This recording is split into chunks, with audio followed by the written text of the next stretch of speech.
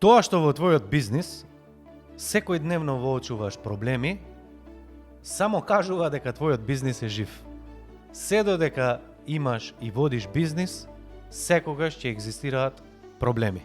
И врвен спортист да го однесеш на медицински систематичен длабок преглед, сум сигурен дека ќе пронајдат 300 работи, иако е професионалец. Поентата во бизнисот е како прв човек не само да ги воочуваш овие проблеми, ги искажуваш, вербализираш и се носиш со нив, туку како систематично, без нервоза и без стрес да ги решаваш. Ова се 4 чекори кои што ќе ти помогнат да креираш и имплементираш развојна стратегија и буквално да си работиш без никаков стрес, што викаат англичаните, doing business. Замисли ситуација. Стануваш од спиење и одиш едно утро на работа, како и секој ден. Влегуваш во гаража и погледнуваш на место, нели, ја бараш колата како и секој ден, онамо каде што си ја паркирал. На исто место гледаш нов црн Мерцедес S-класа 2024. Токму какво што сакаш. Што прво би помислел? Чифе овој, бе. Кој ми паркирал овде, бе? Да не е заебанција ова, да не е скриена камера, некој да не зеза мене. Што и да помислиш? Една работа е сигурно, а тоа е дека 100% си сигурен дека тоа не е твојот автомобил. А секое утро одиш на работа со надеж дека токму денес ќе имаш супер фантастичен ден, дека од сега натамо па овој бизнис твој ќе процвета, а се ќе функционира како што треба, веќе нема да има проблеми, а истиот твој бизнис до вчера си го оставил токму каков што е, на исто место, онаков каков што е. Не е ли малку чудно, нели? Ова се 4 чекори кои што ќе ти помогнат да креираш развојна стратегија и не само што да ќе ја креираш, туку ова е единствениот начин кој што ќе те натера и да ја имплементираш.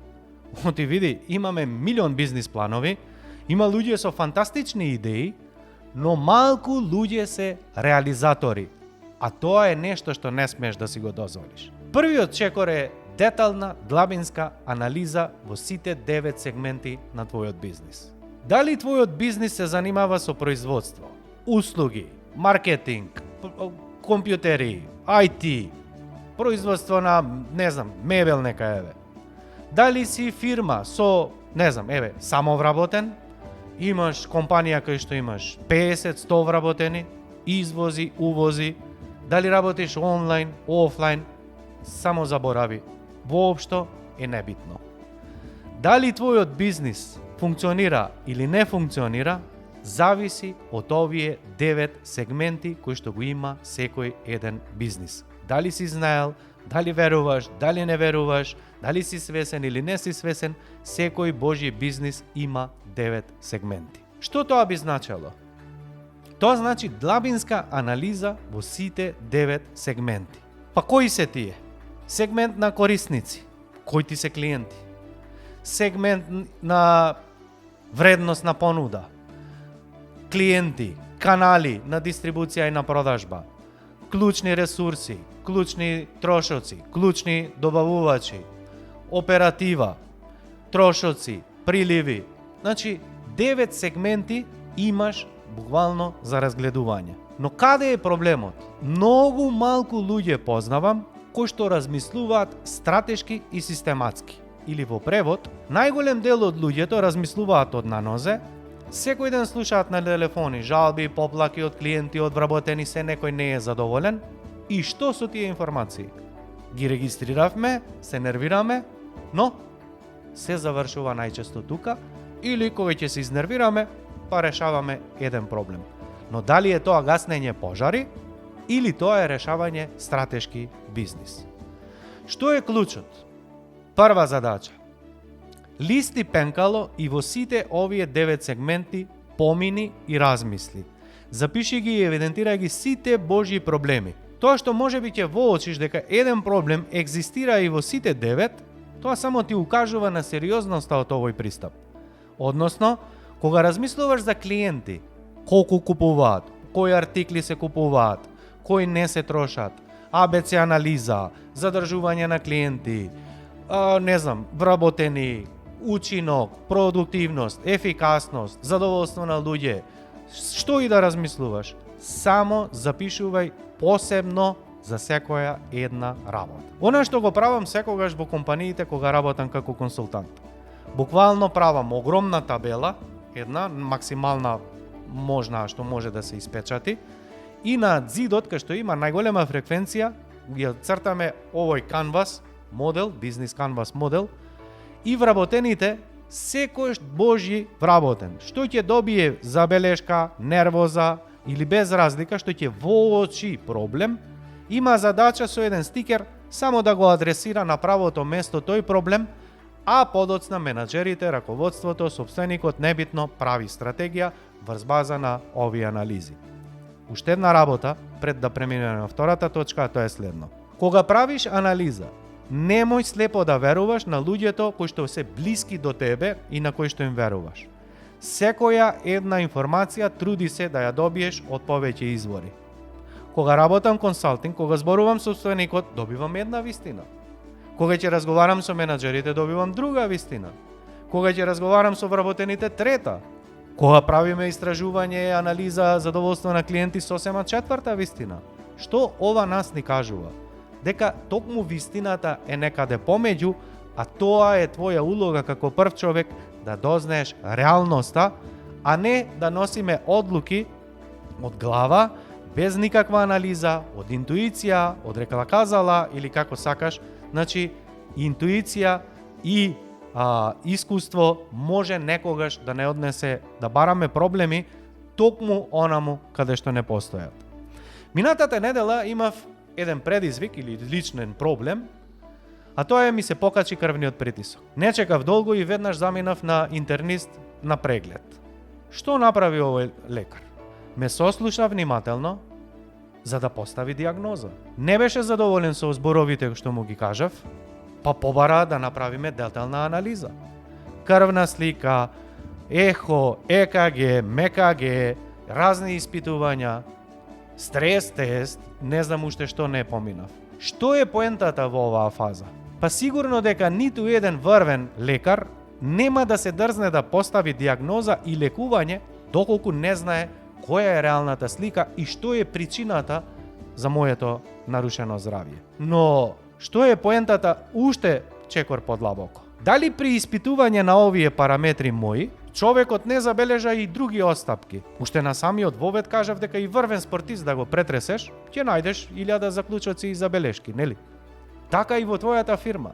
Кога и да ја претресеш, тоа е жива материја. Постојано излегуваат проблеми. Но поентата е во поставување приоритети и решавање токму онамо каде што боли највеќе. Онамо каде што ти е најтешко за решавање, а не решавање на ситници. Што би тоа значило во превод? Па можеби јас имам и други некои забелешки во врска со здравјето, но овој лекар се фокусираше на приоритетот, а тоа е мојот крвен притисок. Сите останати небитни параметри се второстепени. Но никогаш не можеш да дојдеш и да поставиш права диагноза, доколку постојано скокаш од сектори во сектори, па малку на телефон со клиенти, па малку со вработените, па оди дома, па на кафе, па трче во производство, па малку оператива, па малку транспорт, никогаш не можеш да дојдеш до реално сознание што се случува во твојата компанија, односно само си како една корпа во која што секој фрла по нешто, односно ти укажува на забелешки. Ова те води кон стрес, а не кон решение. Ова е здравиот начин на кој што се решаваат проблеми и на кој што се води бизнис. Длабока анализа и вториот чекор е како сакаш идеално да функционира. Ако во првиот чекор имавме како не треба, што е тоа што не е добро, тоа што не чини, така, и што треба да го поправиш или подобриш, во оваа фаза одиш во имагинација, односно, пример, како би донел одлуки и што би правел со фирмата, кога, еве, да речеме, ги имаш сите Божји ресурси на располагање. Имаш пари сите колку што ти се потребни, го имаш најдобриот тим, ги имаш сите ресурси буквално за да го спроведеш. Односно, кратко кажано, како сакаш твојот бизнис да изгледа во иднина. Идеално.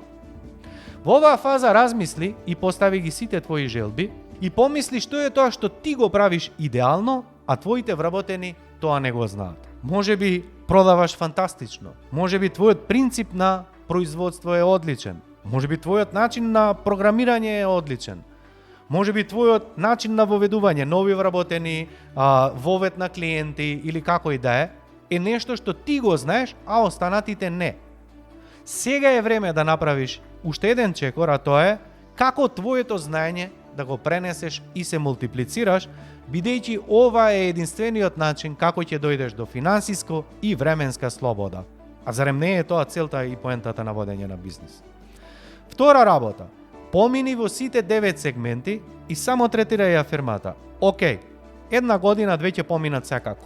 Што сакам да биде и да се случи по една или по 2 години? Како сакам идеално да функционирам? И во оваа фаза те молам запиши. Немој да размислуваш, па види немам јас толку ресурси, луѓево ми се килави, клиентиве ми се тешки, не. Тоа се причини кои што треба да ги адресираш на друго место, зашто ќе зборуваме во некое друго видео, а сега без оптеретување само постави идеално како сакаш да се случи. Значи мораш да имаш репер што е добро, а што е лошо. Трета работа. Акцијски оперативен план.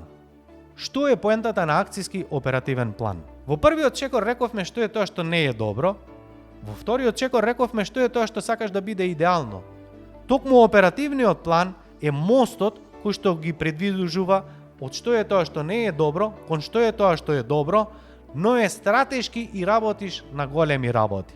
Односно, никогаш повеќе да не мораш да се навраќаш на едни исти глупи работи и да решаваш едни исти проблеми по 100 пати, како што ми велат луѓево: Александар, ти не знаеш, не си кај мене, да те викнам еден ден да видиш, овој прави нон-стоп грешки, овој 100 пати збориме ово.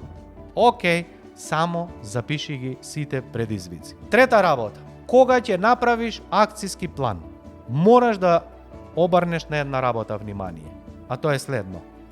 Дали ги имаш сите ресурси на располагање? Па може би подобре да се вратиш чекор назад и да ги обезбедиш овие сите ресурси, отколку неподготвен да тргнеш во акција и на крајот да се откажеш. Или во превод, што би ова значело? Постојат луѓе кои што реагираат импулсивно. Ќе добие проблем и веднаш скока да го реши.